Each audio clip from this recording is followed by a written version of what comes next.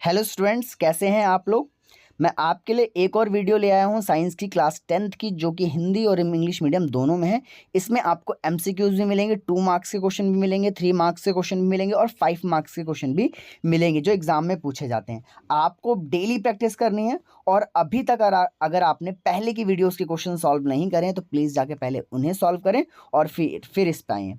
तो चलिए बिना देरी करते हुए मैं वीडियो को शुरू करता हूँ। तो आपको पहला क्वेश्चन दिख रहा है। तो इफ पहले क्वेश्चन में आपको इक्वेशन दी और पूछिए ये इक्वेशन किस टाइप की है। ठीक है, चारों टाइप ऑप्शन में डले हुए हैं, तो जो भी टाइप आपको करेक्ट लगता है वो चूज कर लें। अगर आपने अच्छे से पढ़ा है तो आपको इजीली पता चल रहा होगा कि ये कौन से टाइप की रिएक्शन है। उसका इंग्लिश फिर से वही इक्वेशन दे रखी है और चारों टाइप का दिया हुआ है आपको, डिकम्पोजिशन, डिस्प्लेसमेंट, डबल डिस्प्लेसमेंट और कॉम्बिनेशन। ये चारों ऑप्शन दिए, कौन सा करेक्ट ऑप्शन है इस इक्वेशन के लिए आप चूज करके इसका आंसर दे सकते हैं। तो अगला क्वेश्चन आता है। ठीक है, ये हिंदी में, ये 5 मार्क्स का क्वेश्चन है। ठीक है, और ऑप्शन है, ऑप्शन में 2 क्वेश्चन है, एक ए है एक बी वाला, बी के 2 पार्ट हैं।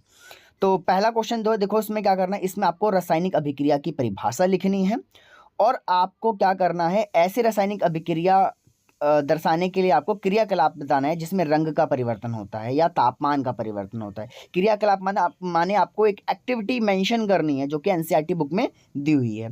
ठीक है, तो चलो इसकी इंग्लिश भी देख लेते हैं। आपको इंग्लिश में क्या करना है, इसमें ए वाले क्वेश्चन में, ठीक है, केमिकल रिएक्शन की डेफिनेशन यानी उसे डिफाइन करना है और आपको एक्टिविटी डिस्क्राइब करनी है जिसमें कलर में चेंज आता हो और दूसरे पार्ट में जिसमें टेम्परेचर में चेंज आता हो। तो आपको दोनों एक्टिविटी बतानी पड़ेंगी, तभी ये 5 मार्क्स का क्वेश्चन है, अदरवाइज ये 2 मार्क्स का क्वेश्चन होता है या 3 मार्क्स का होता है। ठीक है, तो इसके बी वाले को देखते हैं। बी वाले में क्या बोल रखा है, सबसे पहले तो आपको डेफिनेशन यानी परिभाषा लिखनी है वियोजन अभिक्रिया की, जिसे आप गठन भी कहते हैं और इंग्लिश में इसको डिकम्पोजिशन रिएक्शन कहते हैं।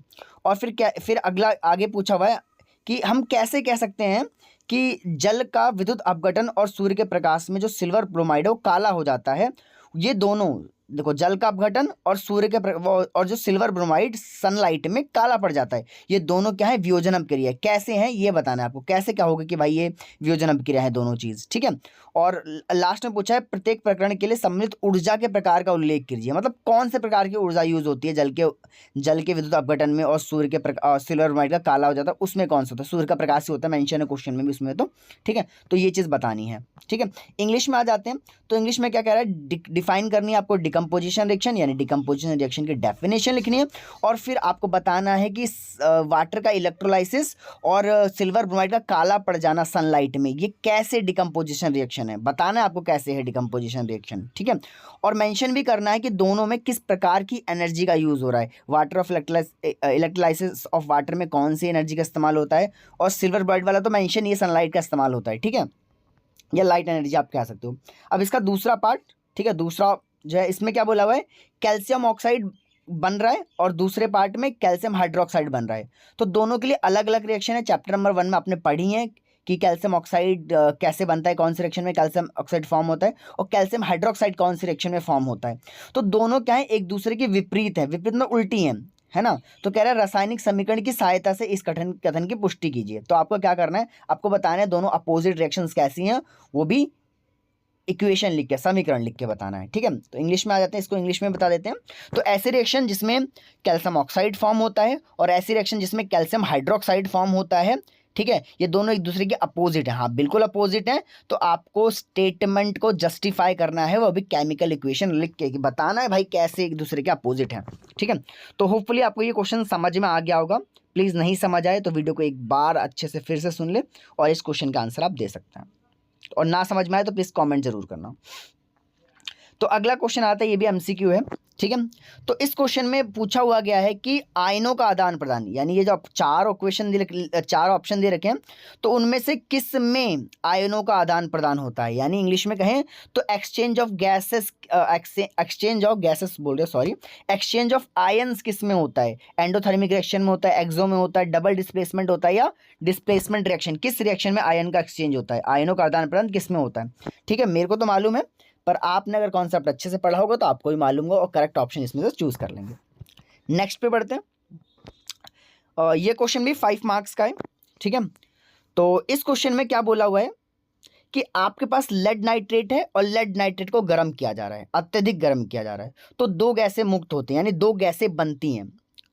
ठीक है, तथा कोई ठोस अवशेष क्वथनन नली में बच जाता है, यानी कुछ सॉलिड पार्ट जो है नली में बच जाते हैं। यानी आपके पास एक टेस्ट ट्यूब है, टेस्ट ट्यूब में आप लेड नाइट्रेट को गर्म कर रहे हैं, गर्म करने पे 2 गैसें बनेंगी और कुछ सॉलिड पार्ट जो होगा वो ट्यूब में ही बचेगा, बाकी गैसें तो उड़ जाएंगी। तो उसमें क्या रहा है, होने आप पार्ट 1, 4 पार्ट हैं, पार्ट 1 में क्या बोल रहे हैं, होने वाली रासायनिक अभिक्रिया का नाम दीजिए और उसकी परिभाषा बताइए। यानी अब लेड नाइट्रेट को हीट करते हैं तो किस प्रकार की अभिक्रिया होती है उसका नाम बताओ और उसकी डेफिनेशन भी लिखनी है, ठीक है। दूसरा, निकलने वाली रंगीन गैस का नाम बताओ और उसका सूत्र लिखो। मतलब जो गैस निकल रही है रंगीन है, किस कलर की है, रंगीन गैस का नाम बताना है, खाली कलर नहीं बताना, नाम क्या है और उसका सूत्र यानी उसका फॉर्मूला क्या है, ठीक है, ये बताना है। और थर्ड पार्ट में क्या करना है, होने वाली रिएक्शन का संतुलित यानी आपको बैलेंस्ड केमिकल रिएक्शन या इक्वेशन भी लिखनी है। क्या लिए इक्वेशन लिखनी है आपको, बैलेंस्ड इक्वेशन भी लिखनी है उसके लिए। अब और चौथे में पूछ रहा है क्वथन नली में बचे अवशेष का नाम लिखिए। यानी जो सॉलिड बच रहा है उसका नाम भी बताना है, इसकी प्रकृति भी बतानी है आपको, अम्लीय होगा या क्षारीय होगा, ठीक है। इसकी प्रकृति अम्लीय क्षारीय के परीक्षण की विधि का उल्लेख, मतलब कैसे परीक्षण करें, किस विधि से बताओगे वो अम्लीय क्षारीय, ये भी आपको बताना है। ये अम्लीय क्षारीय बताने वाला तो शायद फर्स्ट चैप्टर में नहीं है, बट फिर भी आप ट्राई करना, सेकंड चैप्टर जब आप पढ़ें तो शायद आपको उसमें मिल जाए, ठीक है। तो इसकी इंग्लिश में आ जाते हैं। आपको लेड नाइट्रेट को एक बॉइलिंग ट्यूब में हीट करना है, 2 गैसेस निकलेंगे और एक सॉलिड रेसिड्यू बच जाएगा टेस्ट ट्यूब के अंदर। तो आपको क्या करना है, नेम बताना है टाइप ऑफ केमिकल रिएक्शन का और उसको डिफाइन भी करना है, किस टाइप की रिएक्शन है, कॉम्बिनेशन है, डिकम्पोजिशन है, किस टाइप की है, और उसको डिफाइन भी करना है, टाइप भी बताना है प्लस डिफाइन भी करना है। और दूसरे में आपको क्या करना है, जो कलर्ड गैस निकली है उसका नाम बताना है और उसका फॉर्मूला भी लिखना है।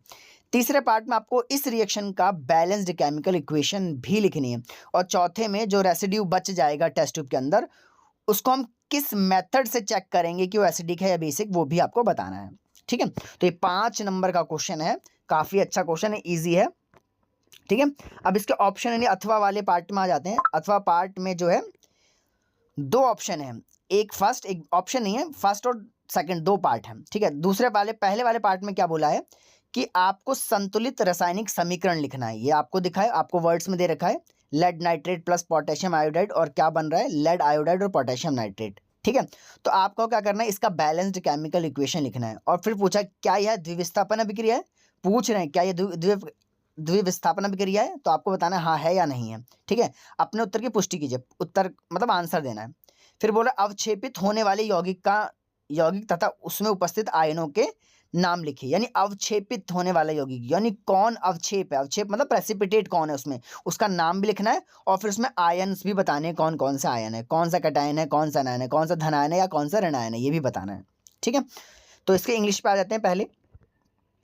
तो इंग्लिश में क्या बोला हुआ है, राइट बैलेंस्ड केमिकल इक्वेशन। आपको जो ये वर्ड इक्वेशन दिया उसके लिए बैलेंस्ड केमिकल इक्वेशन लिखनी है। और फिर पूछा क्या ये is this a double displacement, हाँ या ना बताना है। और अपने आंसर को जस्टिफाई भी करना, मतलब बता देना, रीजन बता देना क्यों डबल डिस्प्लेसमेंट रिएक्शन है। और फिर उस कंपाउंड का नाम बताना है जो प्रेसिपिटेट हुआ है, प्रेसिपिटेट है, और उसके आयंस भी बताने कौन कौन से आयन उसमें प्रेजेंट है, ठीक है। जो शुरू वाला होता है वो कैटायन होता है और जो बाद वाला होता है वो एनायन होता है, ठीक है। तो इसके दूसरे पार्ट में आ जाते हैं। तो बोला है कैल्शियम हाइड्रोक्साइड बनाने की विधि लिखिए। यानी कैल्शियम हाइड्रोक्साइड कैसे बनता है वो आपको ये विधि लिखनी है, ठीक है। बहुत ईजी है, आपको मालूम है, आपने फर्स्ट चैप्टर में पढ़ा है।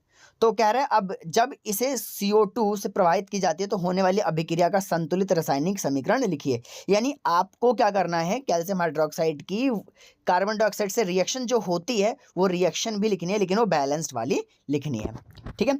तो सेकेंड पार्ट बहुत ईजी है, ठीक है। तो सेकंड पार्ट में बोला है कि कैल्शियम हाइड्रोक्साइड को प्रिपरेशन का मेथड लिखो, यानी कैसे प्रिपेयर किया जाता है, ठीक है, बहुत इजी है।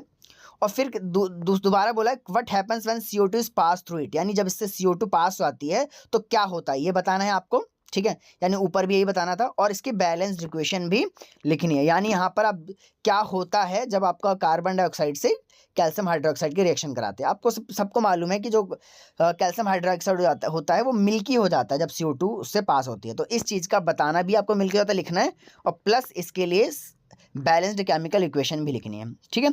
तो होपफुली ये वीडियो आपको समझ आई होगी, क्वेश्चन समझ आया होगा वीडियो में से। तो आज की वीडियो में सिर्फ इतना ही।